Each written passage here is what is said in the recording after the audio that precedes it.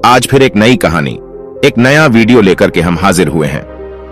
एक गांव में एक रामू नाम का किसान रहता था और उस किसान के 4 पुत्र थे।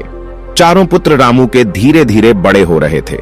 प्रिय दर्शकों, रामू के 3 बेटे तो काफी बुद्धिमान थे, लेकिन उसका जो छोटा बेटा था वह कुछ कम बुद्धि वाला था। लेकिन उसमें एक विशेषता थी कि वह जितना ही कम बुद्धि वाला था उतना ही उसका शरीर बलशाली था, तगड़ा और तंदुरुस्त था। उस किसान रामू के दिमाग में एक विचार आया कि मेरे तीनों बेटे तो काफी बुद्धिमान हैं, वह अपना जीवन किसी न किसी तरह से काट लेंगे, लेकिन मेरा छोटा पुत्र कम बुद्धि वाला है, इसकी जीविका के लिए मुझे बड़ी चिंता हो रही है। फिर काफी सोच विचार के बाद वह इस नतीजे पर पहुंचा कि क्यों ना मैं अपने इस छोटे पुत्र को पहलवानी सिखा दूं। वैसे भी इसका शरीर देखने में पहलवानों जैसा है। अब तो उस किसान रामू ने अपने छोटे पुत्र को पहलवानी करवाना शुरू कर दिया। उसे बहुत अच्छी अच्छी पहलवानों की खुराक मिलती थी। अब तो किसान का छोटा पुत्र बहुत जल्दी ही बड़ा ताकतवर हो गया। प्रतिदिन कसरत करता था, दौड़ लगाता और पहलवानी के जो गुण थे उन्हें सीखता रहता था। वह हर दिन नए नए दांव पेंच सीखता था। इस प्रकार धीरे धीरे समय निकलता गया। किसान रामू ने अपने बड़े तीनों पुत्रों का विवाह कर दिया। जब किसान के पुत्रों का विवाह हो गया तो 3 पुत्रों की जो स्त्रियां थीं वो भी किसान के छोटे बेटे से दिन रात जलने लगी। मन में सोचने लगी कि ये छोटा वाला देवर कुछ काम धाम तो करता नहीं है, पूरे दिन पहलवानी करता है और अच्छी अच्छी चीजें खाता रहता है, और हम और हमारे पति तीनों काम धंधे में लगे रहते हैं और ये बैठे बैठे मौज उड़ाता है। यही सोचकर रामू तीनों बहुओं ने अलग होने के लिए विवाद खड़ा कर दिया। जब अलग होने की जिद करने लगी तो किसान रामू ने मन में सोचा कि अब मुझे अपने छोटे पुत्र का भी विवाह कर देना चाहिए। यही सोचकर उस किसान ने एक बड़ी सुंदर और विद्वान कन्या की तलाश की और उस कन्या के साथ अपने छोटे पुत्र का विवाह संपन्न करा दिया। प्रिय दर्शकों, उस पहलवान की पत्नी इतनी सुंदर थी कि उस पूरे क्षेत्र में कोई भी स्त्री उसके समान सुंदर नहीं थी, और सुंदर होने के साथ साथ वो बड़ी विद्वान थी। उसे 14 विद्याओं का ज्ञान था। अब विवाह होने के बाद चारों पुत्रों को किसान ने अलग अलग कर दिया ताकि घर में किसी बात को लेकर विवाद ना हो। जब चारों बेटे अलग अलग हो गए तो किसान रामू के 3 बड़े बेटे काफी बुद्धिमान थे, इसीलिए वे तीनों अच्छी तरह से कमाने खाने लगे। वो हर काम जानते थे, खेती में भी खूब मेहनत करते थे, इसलिए उनका समय बहुत अच्छे से चल रहा था। परंतु जो पहलवान था उसका तो वही काम था, अच्छा अच्छा खाना और प्रतिदिन पहलवानी करना। अब तो बहुत जल्दी ही उसके ऊपर कंगाली आने लगी। उसकी पत्नी उससे दिन रात लड़ने लगी, कहती थी कि तुम कोई काम नहीं करते हो, दिन भर खाली पड़े रहते हो, खाने को अच्छा अच्छा चाहिए, इस तरह से हमारा गुजारा कैसे होगा। अब तो दोनों पति पत्नी में विवाद होने लगा। प्रिय दर्शकों, उसकी पत्नी जो थी वो काफी बुद्धिमान थी, काफी होशियार थी। एक दिन अपने पति से बोली कि तुम ऐसा करो, इस देश के राजा के पास जाओ और राजा से कहना कि मुझे नौकरी दे दो। तो पहलवान कहने लगा कि यह तुम क्या कह रही हो, मैं तो कोई काम ही नहीं जानता हूं, केवल कुश्ती लड़ सकता हूं और भोजन कर सकता हूं, और कोई काम तो मुझे कुछ आता ही नहीं है। तो राजा के यहां मुझे नौकरी कैसे मिल जाएगी, और मिल भी जाएगी तो मैं वहां क्या काम करूंगा। तो वो पत्नी कहने लगी कि तुम इस बात की चिंता मत करो कि मैं कुछ नहीं जानता हूं, मैं जो कहती हूं वो तुम करो। मेरे कहने से तुम महाराज के पास जाओ और महाराज से कहो कि महाराज, मैं आपके यहां नौकरी करना चाहता हूं। राजा जब तुम्हें नौकरी देने को तैयार हो जाए तो तुम उसके यहां लखटकिया के पद पर नौकरी पर लगना। पत्नी की बात सुनकर पहलवान कहने लगा कि लखटकिया क्या होता है। तब उसकी बुद्धिमान स्त्री समझाने लगी कि देखो, राजा के यहां 1 लाख टका रोज पाने वाला एक नौकर होता है जो हर रोज 1 लाख टका रोज वेतन पाता है। उसका काम यह होता है कि जो काम राजा से न हो सके, उसकी सेना से न हो सके, उसके किसी मंत्री से न हो सके, तो उस काम को लखटकिया को करना पड़ता है। तो पहलवान बोला कि मैं तो कुछ जानता भी नहीं हूं, फिर मैं उस काम को कैसे करूंगा। तब पत्नी बोली, देखो तुम चिंता मत करो, मैं हूं ना, आप तो बस चले जाओ वहां और महाराज से कहना कि मुझे लखटकिया की नौकरी चाहिए। प्रिय दर्शकों, पहलवान अपनी पत्नी की बात सुनकर उदास मन से राजा के दरबार को चल देता है। जब राजा के दरबार में पहुंचा तो महाराज ने देखा कि बड़ा बलवान पहलवानों जैसा शरीर वाला एक आदमी मेरे दरबार में आया है। तो राजा समझ गए कि शायद ये व्यक्ति नौकरी की तलाश में आया होगा। महाराज ने उससे पूछा कि आप किस लिए आए हैं? तो वह कहने लगा कि महाराज मुझे नौकरी चाहिए।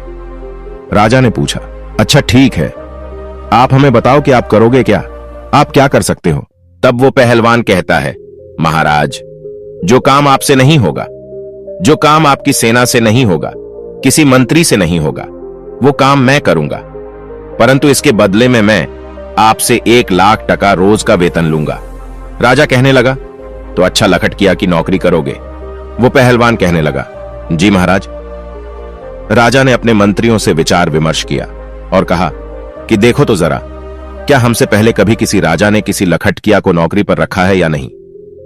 अब तो राजा के मंत्री ने जब पहले दस्तावेजों में देखा तो उन्हें पता चला कि महाराज के पिता ने ही एक लखटकिया को रखा था। तो मंत्री कहने लगा, महाराज आपके पिता ने भी एक लखटकिया को नौकरी पर रखा था। अपने मंत्री की बात सुनकर राजा ने कहा, तो ठीक है, हम भी अपने यहां एक लखटकिया को रखते हैं। यही सोचकर राजा ने उस पहलवान को लखटकिया के रूप में अपने यहां नौकरी दे दी। लखटकिया कहने लगा, तो ठीक है महाराज, आप मुझे रहने के लिए कोई अच्छा सा कमरा दे दीजिए। जब भी कोई ऐसा काम पड़ेगा जो आपसे ना हो, आपकी सेना से ना हो, आपके किसी मंत्री से ना हो, तो आप खबर भेजकर मुझे बुलवा लेना। राजा ने उस पहलवान को अपने यहां जो शाही बाग था उसमें रहने को कह दिया। उस शाही बाग में एक बहुत सुंदर महल बना हुआ था। राजा ने कहा, हे लखटकिया, तुम इस महल में आराम से रह सकते हो। जब मुझे आवश्यकता पड़ेगी तो मैं आपको बता दूंगा। उसी दिन से वह पहलवान 1,00,000 टका वेतन रोज पाने लगा। रहने के लिए उसे राजा की तरफ से एक महल भी मिल गया। अब तो वह पहलवान बड़े ही आराम से उस राजसी महल में रहने लगा। प्रतिदिन पहलवानी करता था, बगीचे में घूमता था और आराम से सो जाता था। धीरे धीरे यूं ही कुछ वक्त बीत जाता है। एक दिन राजा और उसके मंत्री पहलवान से कहने लगे कि आज तुम हमें अपने घर लेकर चलो, हम देखना चाहते हैं कि तेरा घर कैसा है। अब तो वो पहलवान महाराज के आदेश को टाल न सका और मंत्री और राजा को लेकर अपने गांव के लिए चल देता है। वो पहलवान राजा और मंत्री को अपने घर बुला लाता है। पहलवान की पत्नी बड़ी सुंदर थी और बड़ा ही स्वादिष्ट भोजन बनाती थी। उसने देखा कि राजा और मंत्री हमारे घर आए हैं, तो उसने बड़ा ही स्वादिष्ट भोजन बनाया और उन्हें अपने हाथों से परोसा। राजा की नजर पहलवान की पत्नी पर चली गई। पहलवान की पत्नी तो सुंदर थी ही, इतनी सुंदर थी कि राजा की रानी भी उसके सामने कुछ नहीं थी। राजा ये देखकर आश्चर्य में पड़ गया और भोजन करने के बाद महाराज और मंत्री वापस चले आए। अब राजा मंत्री से कहने लगा कि मंत्री, इस पहलवान की पत्नी कितनी सुंदर है, हमारी रानी भी इतनी सुंदर नहीं है। मंत्री ने कहा, हां महाराज, सुंदर तो है, परंतु क्या किया जाए, ये तो अपना अपना नसीब। किसी के नसीब में सोना है तो किसी के नसीब में मिट्टी भी नहीं। राजा बोला, मंत्री मुझे ये बताओ कि हम इसकी पत्नी को पाना चाहते हैं, किस तरह से हम इसकी पत्नी को अपनी पत्नी बना सकते हैं, हमें क्या करना चाहिए? प्रिय दर्शकों, कहते हैं राजा, योगी, अग्नि, जल इनकी उल्टी रीत है, इनसे हमेशा बचकर चलो। राजाओं के उलटे नियम होते हैं। राजा और मंत्री सोचने लगे, पहलवान की पत्नी को राजा के महलों में कैसे लाया जाए। अब तो वे उसी दिन से पहलवान की पत्नी को हड़पने का षड्यंत्र रचने लगे। धीरे धीरे कुछ समय और बीत जाता है। इधर महाराज की जो मां राजमाता, वह बीमार पड़ जाती है। जब राजमाता बीमार पड़ गई तो महाराज ने बड़े बड़े वैद्य को उन्हें दिखाया, परंतु किसी भी वैद्य का उपचार उन्हें ठीक नहीं कर पाया। राजमाता के पेट दर्द होता था, उनके बदन दर्द की बीमारी बढ़ती चली गई। कोई भी वैद्य हकीम उनका इलाज नहीं कर सका। एक दिन एक वैद्य जी आए। मंत्री ने मन में विचार किया कि मुझे कुछ षड्यंत्र रचना चाहिए। वैद्य को देखकर मंत्री कहने लगा, वैद्य जी, हमारे महाराज की मां राजमाता बीमार है, क्या आप उनका इलाज कर सकते हैं? वैद्य ने कहा, हां, हम अवश्य उनका इलाज कर देंगे। मंत्री ने कहा, देखो जी, आपको इलाज मेरे अनुसार करना होगा। मंत्री ने कहा, मैं आपको 50 स्वर्ण मुद्राएं दूंगा। आप जब उनका इलाज करो तो इलाज के लिए तुम उनसे ऐसी वस्तु मंगवाना जो कहीं भी उपलब्ध ना हो। वैद्य को जब 50 स्वर्ण मुद्राएं पकड़ा दिए तो वैद्य लालच में आ गया। वैद्य कहने लगा, चलो मंत्री जी, मैं ऐसा ही करूंगा। अब तो मंत्री वैद्य को लेकर राज दरबार में आता है और राजा से कहता है, महाराज, ये वैद्य जी बड़े ही माने हुए हैं, इन्हें मैं काशीपुरी से बुलाकर लाया हूं। ये वैद्य जी राजमाता का इलाज करना चाहते हैं। महाराज बोले, तब तो बड़ी ही प्रसन्नता की बात है। राजा फौरन उस वैद्य को साथ लेकर के राजपुरोहित, सेनापति और मंत्री को साथ लेकर अपनी राजमाता के पास जाता है। राजमाता का इलाज करने में वहां पहले से कई वैद्य लगे हुए थे। वैद्य जी ने राजमाता की नब्ज देखी और नब्ज देखकर राजा से कहा, हे महाराज, इनका इलाज होना अब संभव नहीं है। राजा एकदम घबरा गया, कहने लगा, क्यों वैद्य जी, क्या बात है? वैद्य जी ने कहा, हे राजन, आपकी माता को सिर्फ एक ही वस्तु ठीक कर सकती है।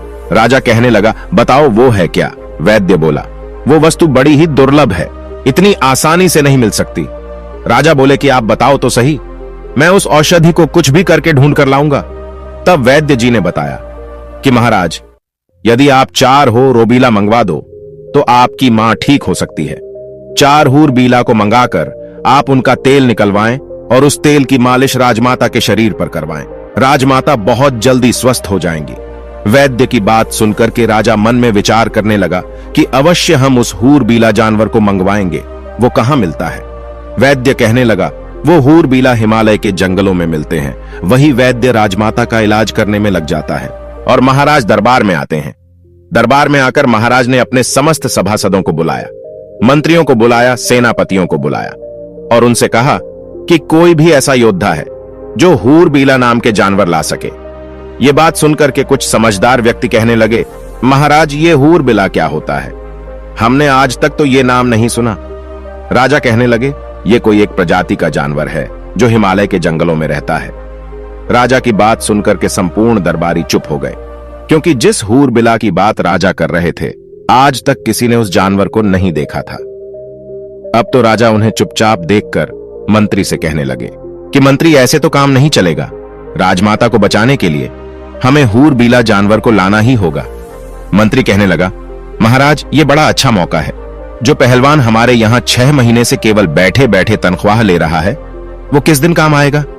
क्यों ना ये हूर बीला उसी से मंगाया जाए। आप उसे बुलाकर उससे कहे कि वो 2 महीने के अंदर हूर बीला को लाकर दे, नहीं तो उसे फांसी पर चढ़ा दिया जाएगा और महाराज इस तरीके से वह हूर बीला को लेने जाएगा। अगर वो ले आता है तब तो ठीक है, राजमाता बच जाएगी। अगर वह मर जाता है तो और भी अच्छी बात है, उसकी पत्नी फिर आपके लिए रह जाएगी। आप उसे राजमहल में ले आना। राजा की नीयत तो पहले से ही पहलवान की पत्नी पर थी। राजा कहने लगा, वाह मंत्री, क्या अच्छा सुझाव दिया है। पहलवान अभी हूर बिला नहीं ला सका तो हम उसको फांसी पर चढ़ा देंगे, क्योंकि वो 6 महीने से $1,00,000 रोज ले रहा है। अब तो राजा ने बिना देर किए 4 सिपाही भेजे और पहलवान को अपने दरबार में बुला लिया। पहलवान महाराज के दरबार में आ जाता है। महाराज ने कहा कि हे पहलवान, तुम काफी समय से बैठे बैठे वेतन ले रहे हो, अभी तक कोई काम तुमने हमारा नहीं किया है। अब एक आवश्यक काम आ गया है। पहलवान बोला, महाराज आज्ञा कीजिए, मैं अवश्य करूंगा। तब राजा कहता है कि हमें 4 हूर बीला की जरूरत है, उनका तेल निकलवाना है और तेल निकलवाकर राजमाता के शरीर पर मालिश करनी है, जिससे उनकी बीमारी दूर हो सके। राजा की बात सुनकर पहलवान सोच में पड़ गया। कहने लगा, महाराज, मुझे कुछ समझ में नहीं आया, ये हूर बिला क्या होता है? राजा ने कहा, हम भी नहीं जानते, लेकिन तुम्हें लाना है। काफी सोच विचार के बाद पहलवान कहने लगा, महाराज आप मुझे कुछ समय दीजिए। राजा बोले कि इसके लिए मैं आपको 1 महीने का समय देता हूं। यदि आप 1 महीने में हूर बीला को नहीं ला पाए तो आपको फांसी पर चढ़ा दिया जाएगा। पहलवान महाराज की बात सुनकर घबरा जाता है और अपने बगीचे में आता है। मंद बुद्धि का तो वह था ही। मन में विचार करने लगा कि चलो देख लूंगा, अगर कहीं मिलेगा तो हमारे पास 2 महीने का समय है। इस प्रकार 4 दिन का समय तो वह वहीं पर निकाल देता है। अब इधर राजा और मंत्री और सेनापति मन में विचार करने लगे कि लगता है वो अभी तक हूर बिला को लेने नहीं गया है। 4 दिन से आराम से बाग में सो रहा है। आप उसके पास जाइए और उससे कहिए कि वह जल्दी से जल्दी हूर बिला को लेकर आए, वरना हम उसे फांसी पर चढ़ा देंगे। ये बात सुनकर के राजा कहने लगे, ठीक है, मैं जाता हूं और देखता हूं कि वो अभी तक क्यों नहीं गया है। ऐसा विचार करके राजा उस पहलवान के घर पर जाते हैं। पहलवान ने ये बात अपनी पत्नी को कभी नहीं बताई थी। पहलवान की पत्नी बड़ी विद्वान थी। उसने एक 100 हाथ गहरा कुआं अपने आंगन में खुदवा रखा था और कुएं के ऊपर उसने एक खाट बिछा रखी थी। उस चारपाई को उसने कच्चे सूत से बनवाया था। उसके ऊपर एक बहुत सुंदर मखमली बिस्तर लगा दिया था। इधर जब राजा ने दरवाजा खटखटाया और आवाज लगाई तो पहलवान की पत्नी ने आकर दरवाजा खोला। और द्वार पर राजा को देखकर कहने लगी, महाराज आप। तो उस पहलवान की पत्नी ने राजा का बड़ा स्वागत किया और कहने लगी कि महाराज आप यहीं बाहर बिराजो, मैं आपके लिए भोजन लेकर के आती हूं, मेरे पति इस समय घर पर नहीं है। राजा कहने लगा, अरे नहीं नहीं, मैं बाहर क्या करूंगा, मैं तो आपके साथ अंदर चलता हूं। अब तो राजा पहलवान के बारे में उसकी पत्नी से गलत बातें करने लगा। कहने लगा, हे सुंदरी, लगता है पहलवान आपको अच्छे से नहीं रखता है। अरे वो आपको क्या अच्छे से रखेगा, वो तो खुद दूसरे की नौकरी करता है। अगर तुम हमारे महलों की रानी होती तो जिंदगी कितनी खूबसूरत होती। राजा के मुख से जब इस तरह की मीठी मीठी बातें पहलवान की पत्नी ने सुनी तो वह समझ गई कि लगता है राजा की नीयत खराब है, इसलिए अब इनको सबक सिखाना चाहिए।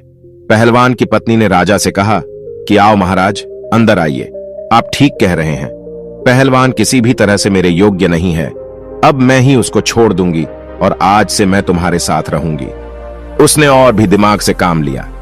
अब तो राजा उसकी बातों में आ गया और उसके साथ अंदर चला जाता है। उसके महल में पहलवान की पत्नी ने क्या किया, जो उसने कच्चे सूत का पलंग बनाकर कुएं के ऊपर बिछा रखा था, उसके ऊपर मखमल की चद्दर बिछा दी थी।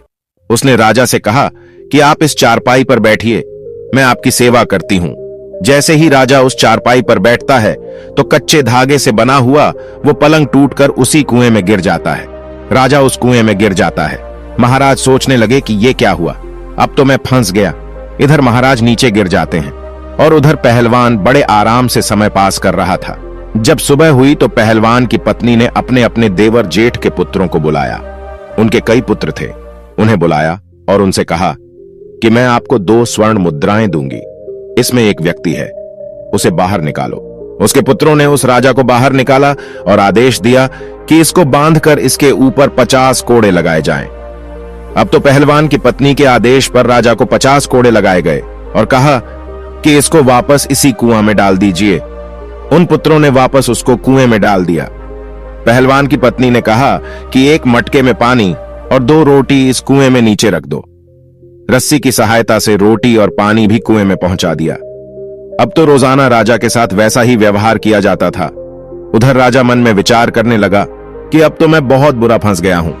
अब तो उसके भतीजे रोज उसको कुएं से निकालते और 50 कोड़े मारकर फिर से कुएं में डाल देते थे। राजा को पिटते पिटते 3 से 4 दिन हो गए। राजा जब अपने दरबार में नहीं पहुंचा, अपने घर नहीं पहुंचा, तो मंत्री विचार करने लगा कि महाराज को क्या हुआ। महाराज काफी दिन से पहलवान की पत्नी के पास गए थे, न जाने क्या कर रहे हैं, मुझे भी चलकर देखना चाहिए। ऐसा विचार करके मंत्री भी चल देता है और जब काफी अंधेरा हो जाता है तो मंत्री उस पहलवान की पत्नी के महल के द्वार पर पहुंच जाता है। आवाज लगाई तो पहलवान की पत्नी बाहर आती है। बाहर आकर देखा तो राजा के मंत्री थे।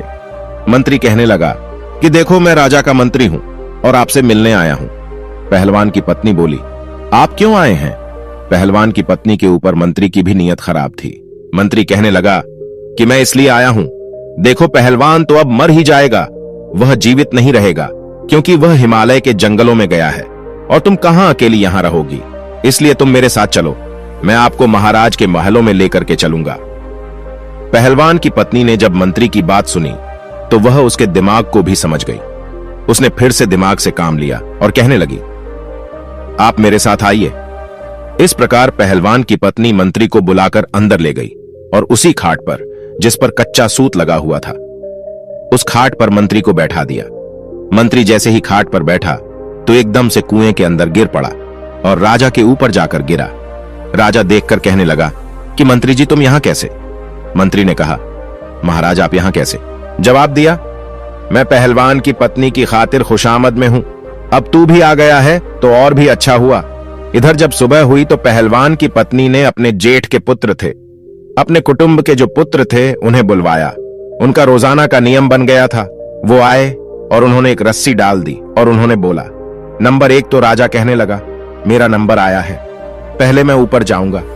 इस प्रकार वह राजा को रस्सी पकड़वाकर ऊपर चढ़ा लेते हैं और उसे खंबे से बांध देते हैं। फिर दूसरा रस्सा डाला, उसको बोल नंबर 2। तो मंत्री भी ऊपर आ गया, उसको भी खंबे से बांध दिया। फिर उनको 50-50 कोड़े लगाए, फिर से उसी कुएं में डाल दिया गया और कहा कि इनको 1 मटका पानी और 4 रोटी नीचे पहुंचा दो। रस्सी की सहायता से रोटी और पानी कुएं में नीचे पहुंचा दिया। अब तो राजा और मंत्री के साथ प्रतिदिन 50-50 कोड़े बरसने लगे। उनको रोजाना कोड़ों की मार पड़ने लगी। राजा और मंत्री दोनों के शरीर से चमड़ी उतर गई थी। इसी तरह से 10 दिन निकल जाते हैं। इधर राजा के सेनापति ने विचार किया कि राजा को ढूंढने के लिए मंत्री गया था, वह भी लौटकर अभी तक नहीं आया। मुझे भी चलकर देखना चाहिए कि उनके साथ आखिर क्या हुआ है। वो तो पहलवान की पत्नी के पास ही तो नहीं रुक गए, न जाने क्या कर रहे हैं। ये विचार करके सेनापति भी चल देता है। सेनापति जब शाम होने पर पहलवान के घर जाता है। इधर पहलवान की पत्नी ने आकर दरवाजा खोला। बाहर देखा तो सेनापति खड़ा था।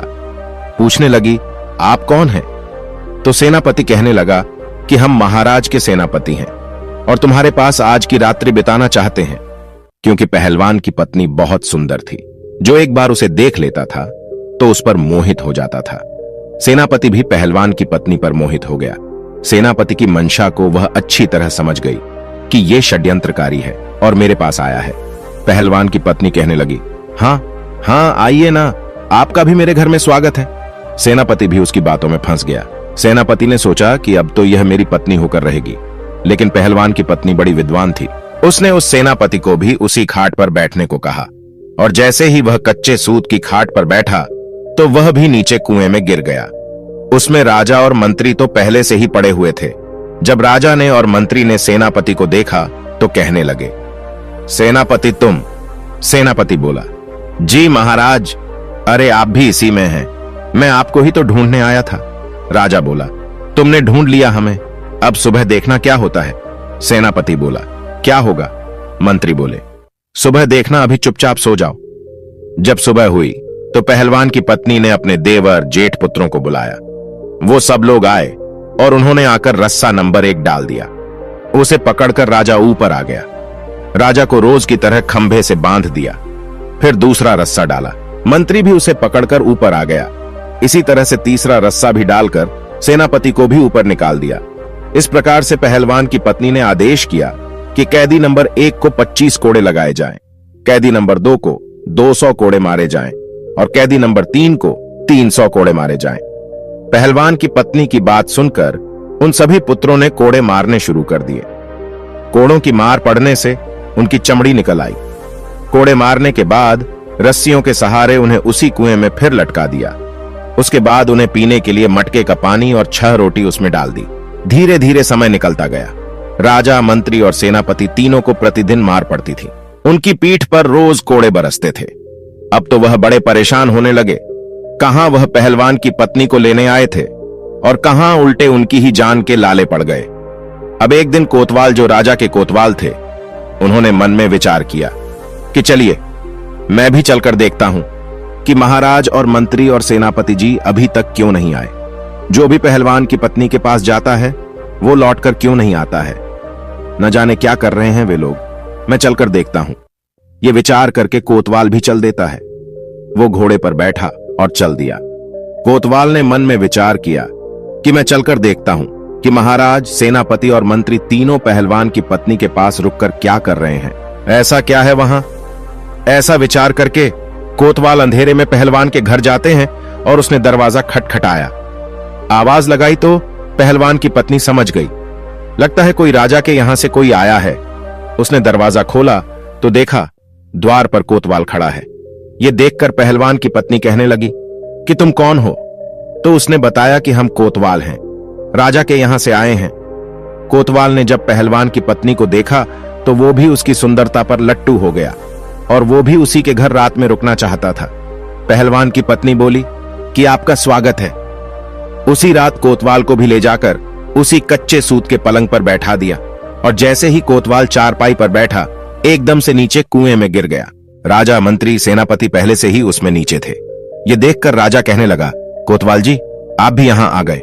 कोतवाल ने पूछा, राजा साहब, आप यहां क्या कर रहे हैं? राजा ने कहा, सुबह देखना यहां क्या होता है। कोतवाल कहने लगा, महाराज क्या होगा? राजा ने कहा, सुबह देखना, अब आप आराम से रात्रि में विश्राम करो।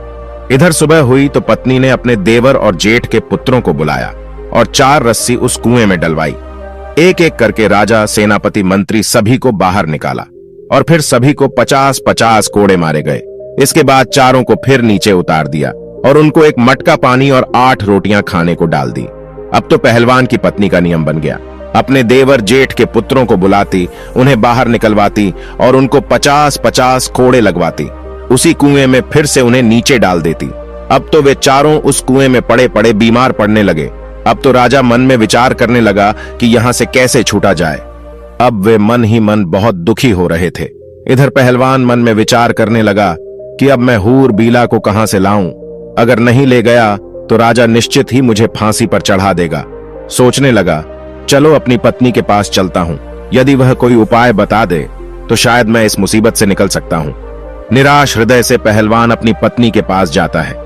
जब अपने पति का चेहरा उदास देखा तो उसकी पत्नी पूछने लगी, ऐसा क्या कारण है जो आपका चेहरा इतना उदास है?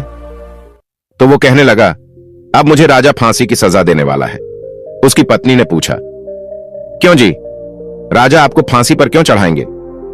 पहलवान ने कहा कि उसने मुझे ऐसा काम बताया है जो मुझसे होगा ही नहीं। पहलवान की पत्नी बोली, ये बताओ तो सही, राजा ने तुम्हें क्या काम बताया है जिसको लेकर आप इतने चिंतित हैं? पहलवान ने सारी बात अपनी पत्नी को बताई और कहा कि महाराज ने मुझसे 4 हूरबिला मांगे हैं और वे हूरबिला हिमालय के जंगलों में मिलते हैं। राजा उनका तेल निकलवाएंगे।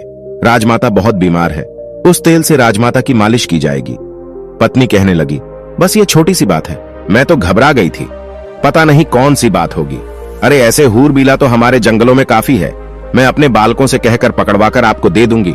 आप तब तक 4-5 दिन के लिए अपने ससुराल चले जाओ, उन्होंने आपको बुलाया है। पहलवान अपनी पत्नी के कहने पर अपने ससुराल चला जाता है। मंद बुद्धि का तो वह था ही। वो मन में विचार करने लगा, इसका मतलब मेरी मुसीबत मेरी पत्नी दूर कर देगी। इधर पहलवान की पत्नी ने अपने जो बच्चे थे, देवर जेठ के पुत्र, उन्हें आदेश दिया। उनसे कहा कि आप कुछ पंखों की व्यवस्था करो, चिड़िया के, कबूतर के, मोर के, समस्त पक्षियों के पंख ज्यादा से ज्यादा लेकर के आओ और एक कमरे में उन पंखों को भर दो।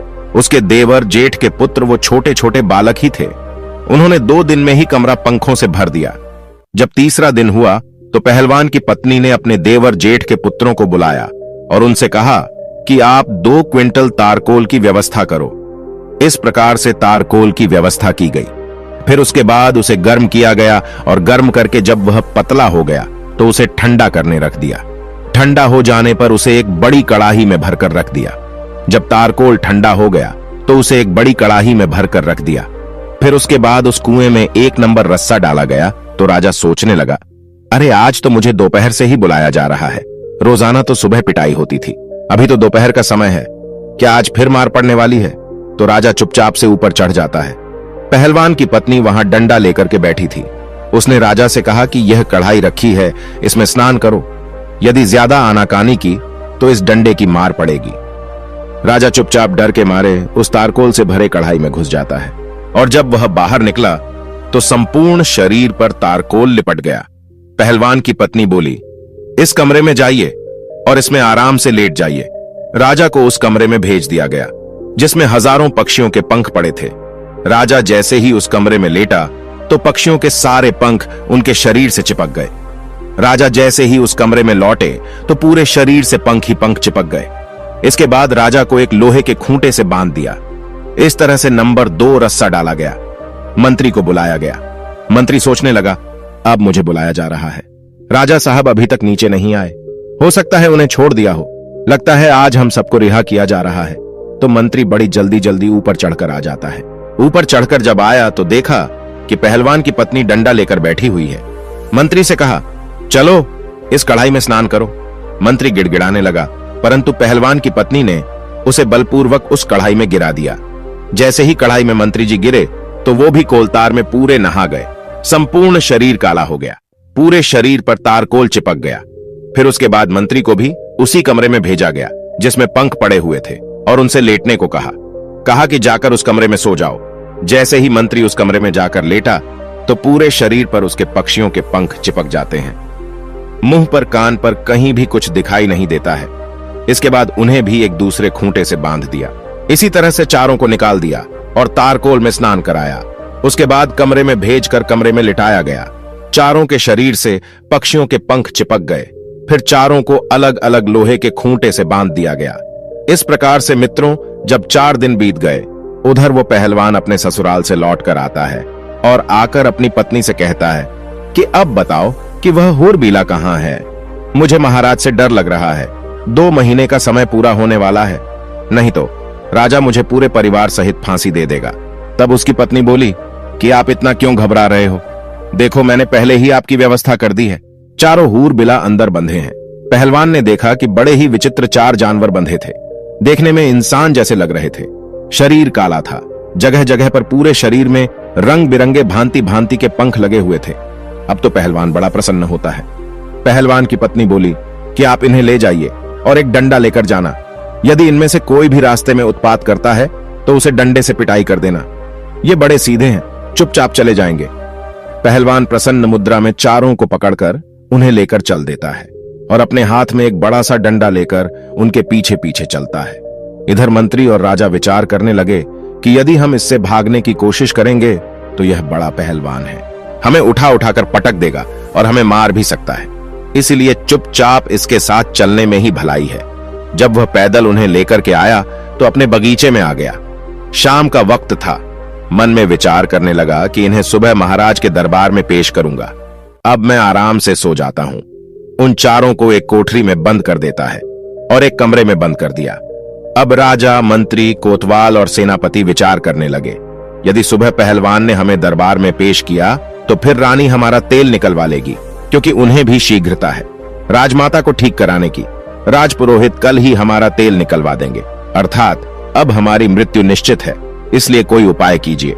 यदि तेल भी नहीं निकलवाया तो संपूर्ण शहर में हमारी हंसी हो जाएगी। तो राजा कहने लगे कि इस कमरे से गुप्त सुरंग हमारी रानी के महल तक जाती है। आप ऐसा कीजिए, इस पत्थर को उठाइए और मुझे उस सुरंग में उतार दीजिए। उन चारों ने जोर लगाकर पत्थर उठाया और राजा को सुरंग से नीचे उतार दिया। राजा सुरंग के माध्यम से अपने महलों में पहुंच जाते हैं। राजा ने महल में जाकर के आवाज लगाई और महल में से जब रानी ने निकलकर देखा तो राजा को देखकर वह एकदम से घबरा गई, क्योंकि राजा का तो विचित्र रूप था।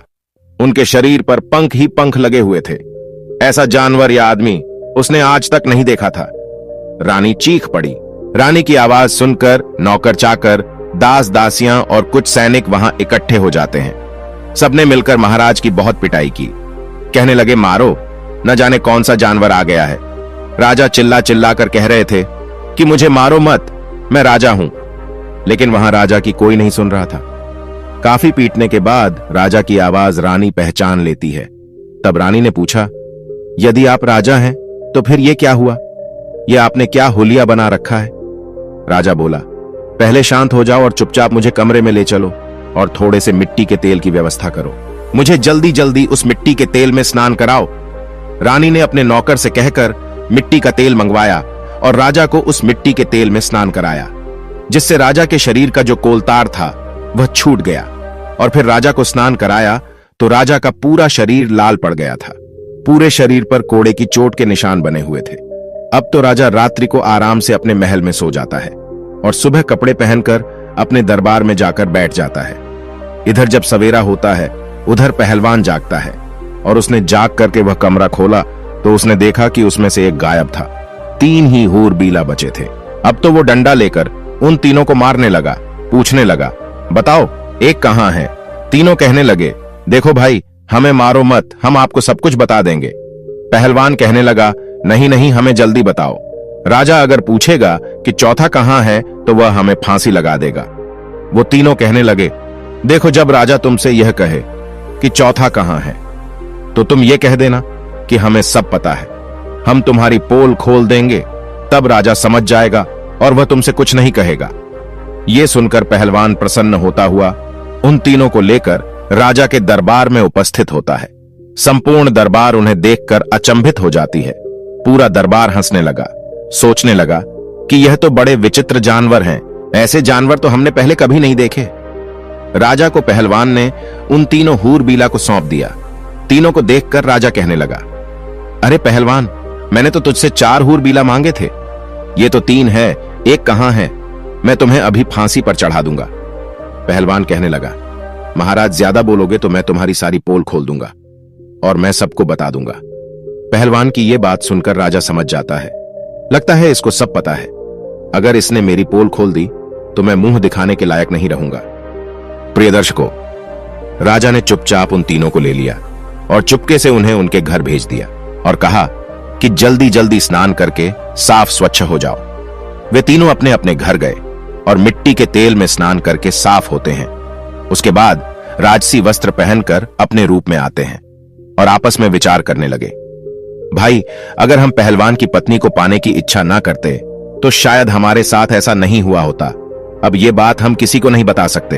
अगर पहलवान और उसकी पत्नी से बदला लेते हैं तो भी यह बात रानी को और पूरे नगर में फैला देंगे, इसलिए इस रहस्य को गुप्त ही रखना ठीक है। इस प्रकार उन्होंने पहलवान को कुछ नहीं कहा और पहलवान आनंद से राजा के यहां नौकरी करता रहा।